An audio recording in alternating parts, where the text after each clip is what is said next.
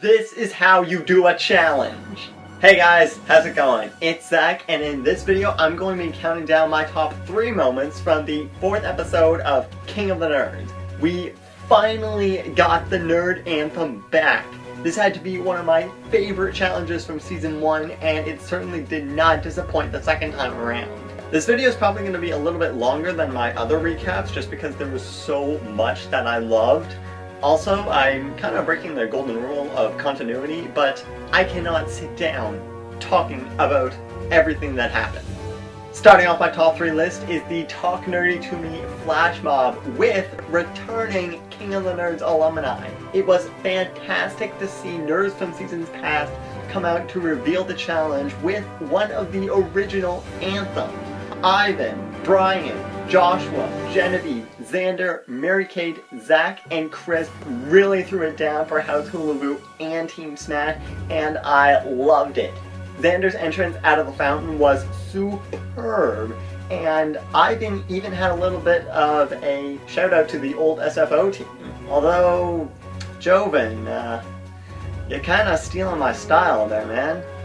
My second top 3 moment is Heather calling out Moby for picking on Ori after Smash's performance. First off, do you really think that every lyric in every song has to be 100% truthful? So what if Ori hasn't read Hamlet in Klingon? It's a nerdy reference, which is what the challenge asked for. This accusation brought about a beautiful statement from Heather. But part of nerd culture is not about proving your cred, it's about knowing what you like and liking it. So is this an appropriate question? Because we don't need to prove anything to you, and that's the entire point of our song. I agree with her 100%. We don't have to validate our passions and interests to anyone, much less a judge who thinks nerds have to read science journals and magazines. If that's the case, I guess I'm done for.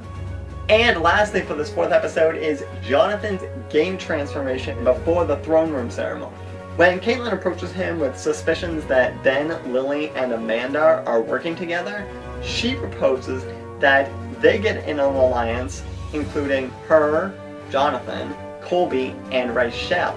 Little does Caitlin know, Jonathan is already in the Secret 6 alliance with Ben, Lily, Amanda, and Rachel. As if all of that wasn't enough, Ori then approaches him and brings up making a pact with Colby.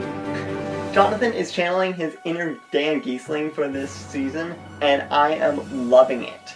He's got to watch out though, with all these alliances going around, it's going to be pretty hard to keep them under wraps since news travels fast in Nerdvana, but I am loving that the game is getting all Big Brother style. That's it for my top 3 moments from this episode, but there are a few honorable mentions that cannot go unnoticed. From the top of the episode, the Horcrux tradition really stood out to me, taking an item from each nerd-off to represent their fallen comrades. This is the first Harry Potter reference in the show, the second being Rachel's Expecto Patronum line in Hulu's Anthem. Bloody brilliant.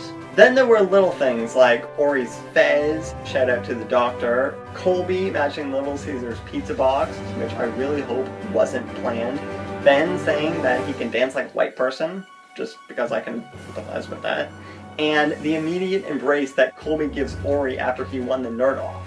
This season is bringing us a ton of epic moments, and I am loving it. There's still a lot more show to see though, so keep it locked to King of the Nerds on TBS at 9:00 p.m. Eastern Standard Time on Friday nights. That's it for this video guys. If you enjoyed it, please punch the like button, share it around, comment below, and subscribe to be notified of all my latest videos. And if you want to check out my previous video in the series, you can click down in the description or the annotation on the end slate. It's been great talking to you, and I'll see you in my next video. Live to be different and be who you were born to be.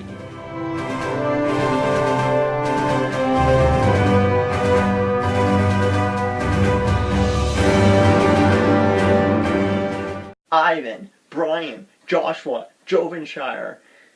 They're the same person.